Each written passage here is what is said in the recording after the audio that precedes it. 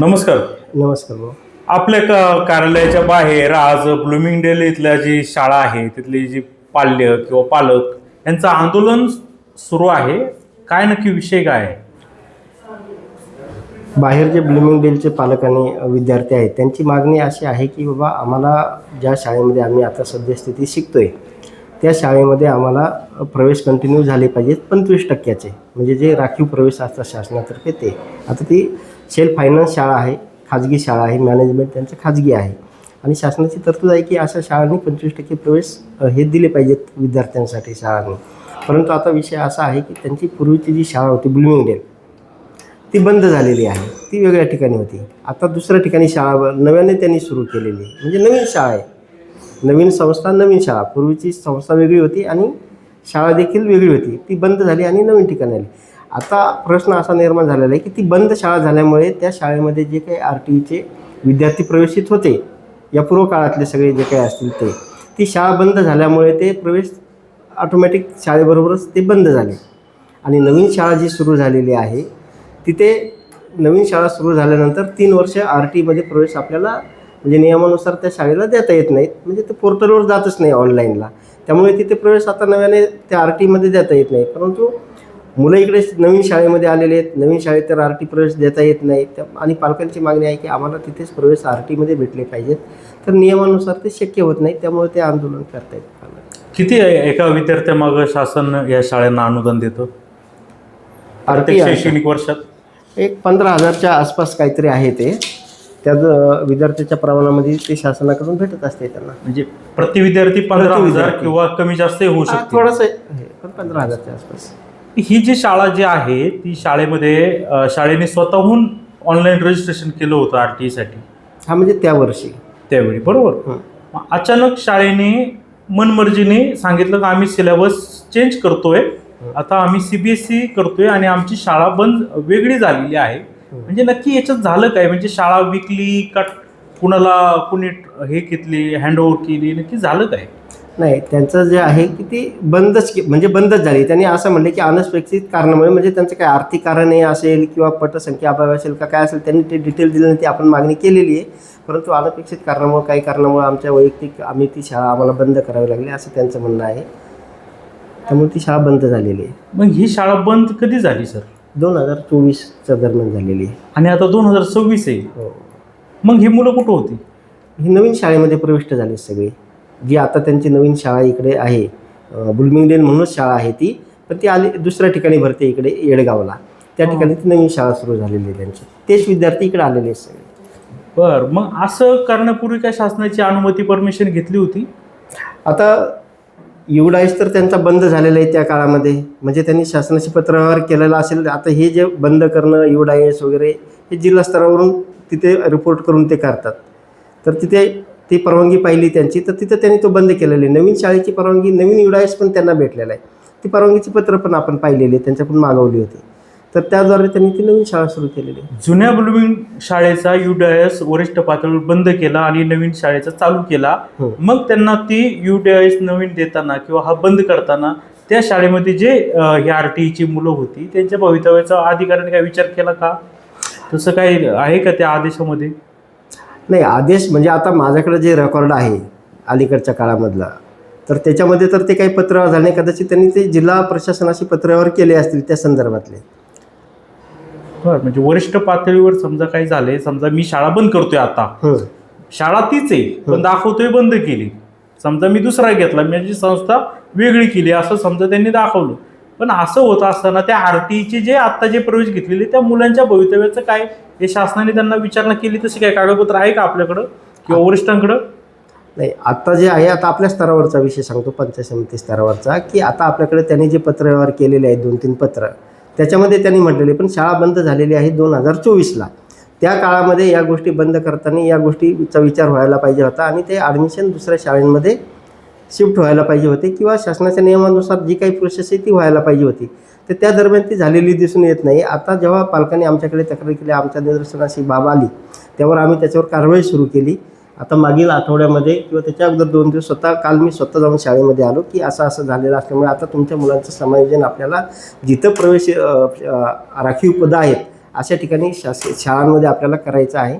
पण पालकांचा त्यासाठी विरोध आहे की आम्हाला इथं शिक्षण द्यायचं आहे. मग पालकांची मागणी चुकीची काय? तिथं योग्यच आहे. जर ती मुलं तिथं शिकतायत तर अचानक का असं करायचं, विनाकारण का करायचं, चूक काही नसताना देखील?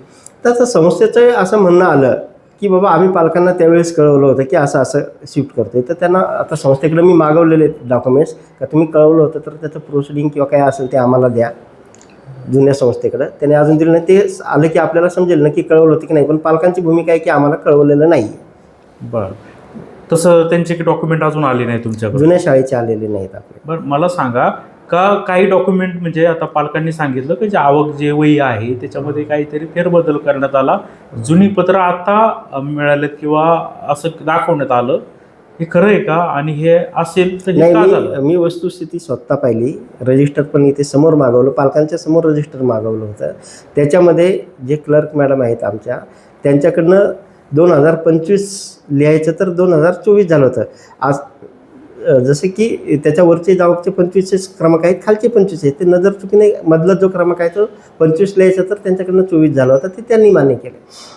बरं, मग म्हणजे मला 24चं 25च पत्र होतं ते, पण ते 24 साल त्याच्यामध्ये त्यांच्याकडून नजर चुकीने झालेलं होतं. अशा किती चुका झाल्यात? नाही, तेवढी ती एकच ती. पण ती संशयास्पद आहे असं नाही वाटत का? असं की करणं योग्य नाहीये, इतका महत्वाचा विषय आहे. म्हणजे नाही, पालकांचं असं म्हणणं आहे की ते जे शाळेचे जे ट्रस्टी आहेत किंवा संबंधित आहेत अतुल बेनके, त्यांच्या दबावाखाली हे सगळं चाललंय असं पालकांचा आरोप आहे. ही जी नोंद झालेली आहे ना ती आता नाही झालेली, ती 7व्या महिन्यात झालेली. तोपर्यंत हा विषय काही असा हे नव्हता, तेव्हा झालेलं आहे. म्हणजे ती जाणीवपूर्वक झाली असं नाही म्हणता येणार. त्याच्यामध्ये मी पाहिलेली गोष्ट. आता मला सांगा सर, का विशेष बाब म्हणून तुम्ही यांना RTI अंतर्गत शासनाच्या वतीने हे शाळेत का ठेवू शकत नाही? नाही, आता तो वरिष्ठ पातळीवरचा निर्णय आहे. त्यासाठी आपण अहवाल वरिष्ठांना दिलेला आहे आणि सोमवारी समक्ष आम्ही शुक्रवारी आम्ही, आता उद्या सुट्टी आहे, परवाच्या दिवशी आम्ही समक्ष तिथे शिक्षणाधिकारी साहेबांशी चर्चा करून यावर काय निर्णय, आता हे तर आपल्या स्तरावरचं नाही, तिथे जाऊन पालक पण येणार आहेत, तिथे चर्चा होऊन याच्यावर तोडगा निघेल काहीतरी. सर, याच्यामध्ये असं आहे का तिथे शाळेच्या पालकांच्या मीटिंग्स अरेंज करण्यात आल्या होत्या ब्लूमिंगडेल शाळेमध्ये. तिथले शर्मा नावाचे जे प्राध्यापक आहेत, प्राचार्य आहेत, ते अतिशय रूडली बोलतात. अधिकाऱ्यांच्या सोबत जसं वर्तन करायला हवं तसं केलं जात नाही. हे खरं आहे का? आता मी त्या शाळेमध्ये 2च वेळा गेलेलो आहे, ते पण या प्रकरणाच्या माध्यमातून, आणि ते लेटेस्ट लास्ट वीकमध्ये आणि जस्ट कालच. तर पालकांच्या तिथे प्रतिक्रिया तशा आलेल्याच आहेत की बाबा हे व्यवस्थित आम्हाला ट्रीटमेंट देत नाहीत किंवा आवडच्या भाषेत वगैरे बोलत आहेत. तर त्यांना आपण नोटीस काढलेले आहे त्या मुख्याध्यापकांना. संस्थेला सुद्धा कळवतो की आपले मुख्याध्यापक असे आहेत, त्यांच्यावर योग्य ते आता ते त्यांच्या संस्थेचा विषय आहे कारवाई करण्याचा. त्यांना आपण रितसर पत्र देऊन त्यांच्यावर कारवाई प्रस्तावित करतोय. नाही, आपल्या निदर्शनास आलंय का? कारण की मीटिंगला पालक असं म्हणतात की स्वतः गट शिक्षण अधिकारी लांडे साहेब सुद्धा होते, त्यांच्या समोर सुद्धा ते पालकांना उर्मट भाषेत बोलत होते. जे काही शर्मा नावाचे जे प्राचार्य आहेत ते. खरं आहे का? त्यांची लँग्वेज थोडीशी वेगळीच वाटली मला देखील. कारण ते आले आणि म्हणजे ते जास्त वेळ काय तिथं पालकच थांबले नाही. ते आल्यानंतर 1-2 शब्द बोलले आणि पालक निघून गेले तिथनं. बरं, पण यांची बोलण्याची म्हणजे पद्धत योग्य नाही. त्यांनी जे काही पालकांना ट्रीटमेंट करायला पाहिजे होते ते मला पण जाणवलं की तेवढं त्या पद्धतीनं, म्हणून तर मी नोटीस काढली आहे त्यांना. त्या शाळेमध्ये जे हितेश शर्मा ना, ते जे आहेत प्राचार्य, त्यांच्यावर एक गुन्हा दाखल झालेला आहे.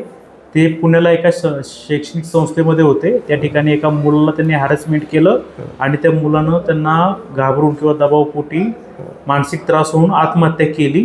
त्यांना त्या शाळेतून काढलं आणि ह्या शाळेमध्ये त्यांनी आता प्रवेश घेतला. याबाबत काय आपल्याकडे माहिती आहे? आजच माहिती झालं मला ते. त्यांनी आज दाखवलं मला तिथे आंदोलनामध्ये पालकांनी की असा प्रकारचा हा काय त्यामध्ये काय दाखवलं आपल्याला? नाही, आता डिटेल मी तिथे आंदोलनामध्ये ते डिटेल वाचता नाही आलं मला, किंवा त्याची प्रत पण मला त्यांनी दिलेली नाही आहे. पण गुन्हा दाखल त्यांच्यावर झालेला आहे. ते त्यांच्याकडे FIR वगैरे होता. मग असं असताना मग एखाद्या शैक्षणिक संस्थेमध्ये अशी लोक घेता येतात का? नाही, जर संस्थेला माहीत असेल की या प्रवृत्तीची ही व्यक्ती आहे, याच्यावर असं झालेलं आहे, तर त्यांना संस्थेने नेमणूक करायलाच नव्हती पाहिजे. आपल्यावर पुढाऱ्यांचा वगैरे दबाव वगैरे काय नाही, दबाव वगैरे काही नाही. कारण आता हे प्रकरण माझ्याकडे याच महिन्यामध्ये जस्ट आलेलं आहे. त्याच्यासाठी पालकांचं काय म्हणणं आहे का आता आम्ही इथं आंदोलन केलं त्यानंतर शिक्षण विभाग जागा झाला, आम्ही महिनाभरापासून हिरपाटे मारतोय, मग काय चौकशी केली? नाही, महिनाभरापासून म्हणजे आता 2-3 तारखेच्या पुढे ते पत्रावर पालकांचे आपल्याकडे 40 अर्ज आले, एक 10 तारखेपर्यंत. नंतर मी स्वतः तिथे गेलो, त्यांची चौकशी केली किंवा काय विषय आहे त्यांचा तो समजून घेण्याचा प्रयत्न केला. तर ते त्यांच्या भूमिकेवर मला ठाम दिसून आले की आम्हाला या शाळेमध्ये प्रवेश पाहिजे, आम्हाला मुलं इथं शिकवायचे आहेत. तर आता त्याच्यावर निर्णय आपण घेऊ शकत नव्हतो, कारण ते फी वगैरे हा वरिष्ठ कार्यालयाचा विषय असल्यामुळे त्याच्यावर भाष्य करणं मला योग्य वाटलं नाही किंवा माझ्या कक्षेतलं ते नव्हतं. त्यामुळे मी त्यांना सांगितलं, मला एक 4-5 दिवसाची मुदत द्या, मी वरिष्ठांशी बोलून घेतो आणि त्याच्यावर काय जो डिसिजन असेल तो तुम्हाला कळवतो किंवा त्याच्यावर आपण पुढे निर्णय घेऊ. नंतर मग ते 20 तारखेपर्यंत त्यांनी मला सांगितलं की तुम्ही आम्हाला सांगा म्हणून.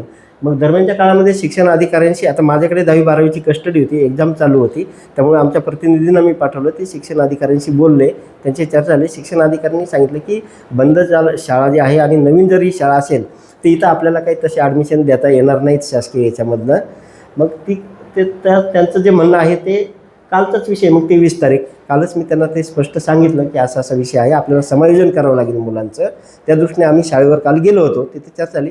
पण पालक कायम त्या भूमिकेवर राहिले, त्यांनी प्रतिसाद दिला नाही इतर समायोजन करण्यासाठी आणि पालक निघूनच गेले. सर, शाळेने असं कळवलं आहे की आम्ही 2024 सालीच संस्था वेगळी केलेली आहे, जी ज्ञानदा शिक्षण संस्था जी होती तर त्याच्याऐवजी वल्लभ फाउंडेशन काय, बरोबर आहे? नाव तेच ब्लूमिंगडेलच. मग ब्लूमिंगडेल नाव शाळेचं तेच, फक्त शैक्षणिक संस्था वेगळी केली आणि पॅटर्न चेंज केला, बरोबर?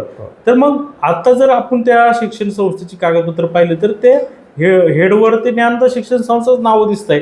म्हणजे जाणीवपूर्वक संस्था दिशाभूल करते, ह्या मुलांना नको आहे, पूर्णपणे त्यांना म्हणजे खाजगी शिक्षणच द्यायचंय आणि जे शासनाकडून जे अनुदान मिळते ते तोकडा असेल कदाचित, त्यामुळे हे असं करते असं वाटत नाही? नाही, ते पाहिलं, ते खरं आहे, तुम्ही म्हणताय ते, पालक म्हणताय ते पण बरोबर आहे की त्यांचं जे लेटर पॅड आहे ते जुन्या संस्थेच्या नावाने आणि जुन्या याच्यानेच ते पत्रावर, म्हणजे काल परवापर्यंत पण पत्रावर तेच त्यांनी केलेलं आहे. त्या बाबतीत आपण संस्थेला पत्र प्रिन्सिपलला आणि त्यांना दिलेलं आहे. बघू त्यांच्याप्रती काय डॉक्युमेंट्स आपण मागवले त्यांच्याकडनं काय आल्यानंतर त्याच्यावर आपण डिसिजन घेऊ. तत्पूर्वी शुक्रवारी आपण त्यांना साहेबांकडे वेळ भेटली. इतका जर सरळ विषय का जर ते शैक्षणिक संस्था चेंज झाली म्हणतायत आणि पत्र तर ज्ञानदा शिक्षण संस्थेची, म्हणजे उघड शासनाची देखील फसवणूकच आहे असं वाटतंय.